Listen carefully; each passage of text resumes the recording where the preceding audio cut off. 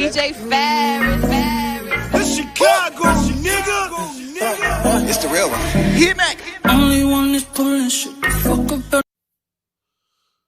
Let's get sports talk. Well, there's a forward stance right now that is really appropriate as it pertains to the Patriots, and more specifically Cam Newton. Talk less, smile more. That's Hamilton, of course. And if you really look at the Patriots, you would think, based on how they're talking the last couple weeks, that they're in the driver's seat in the NFC East. They're not. They're 4-5. They're several games back on the Buffalo Bills and even the Miami Dolphins. They're 5 games back of the Pittsburgh. Teams in front of them have to fall off. For ordinary them to get back in the driver's seat, to be able to have a chance to make the playoffs. That's the only way. The Bills, Dolphins, the Browns, Tennessee, those 4 teams, one of them have to have a dramatic fall off, collapse for the Patriots to make the playoffs. And the Patriots have to win out. And it start with today's game against Texas. That's the only way they're going to make the playoffs is they win out and the teams in front of them fall off. Steelers, and we are just a few weeks removed from arguably the worst performance of Cam Newton's career. I mean, we are talking about a Patriots team that needed to erase a 10-point fourth quarter deficit to the 0-8 New York Jets. Yeah, was last Sunday's game against the Ravens a good game, a good win? Yes, absolutely. Quit talking. Until you get to the point in which you guys are quite literally dominating the conversation, then you can talk. Your passing offense is atrocious. You're 29th in all of the NFL right now in regards to passing yards per game. Guess who's... You know why they're atrocious? Not taking that away from the guys you have around, but look what you have around your quarterback. Look here, he don't stay healthy. Julian Edelman, he's not healthy. So you got other guys on this team that really can't get open half the time. Half the time, they is open. Sometimes they'll drop it. Sometimes they'll catch it. They don't have that much around Cam Newton to be able to have a good passing offense. This team right here is not a good team. It's not a good Patriots team. Like, you still go into the season with the same guys. You had to upgrade at your skill position at that wide out to help your quarterback out. And they just went into the season, and that's why they pass offense gonna continue being like this, because what they have around Cam Newton. 30 points better than you throwing the football right now.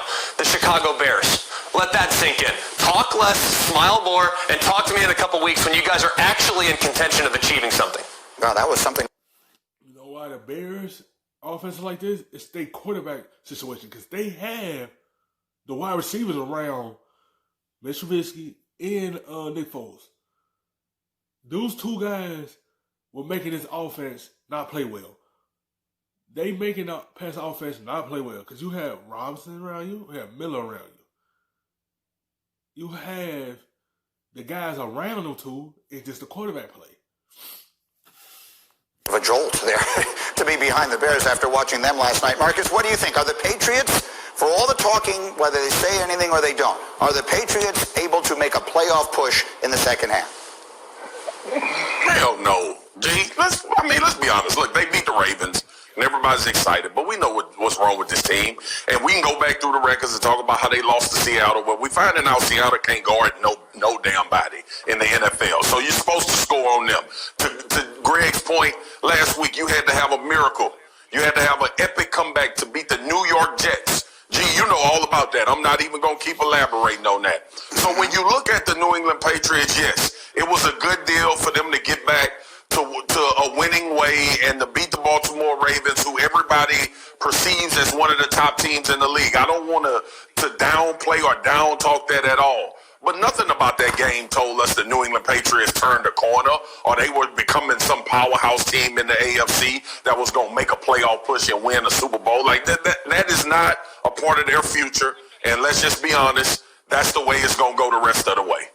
I'm looking at their schedule here for the rest of the season. It's sort of a mixed bag. It certainly isn't particularly easy, that's for sure. What are you hearing as far as they bounce back as you look at their next 4 games here? What are you hearing as far as around the league with that win Sunday night? Yeah, 4 of the next 5 are on the road. It's going to be tough. Look, I still think it's a thin roster, and I think the expectation is that there's probably going to be very difficult for them to get back into it with 2 good teams ahead of them in the AFC East. I have a little bit of an issue with Greg, though, because, like, what's he supposed to say? Like, we give up, this was a mirage, we shouldn't have, Baltimore, we shouldn't have beat them.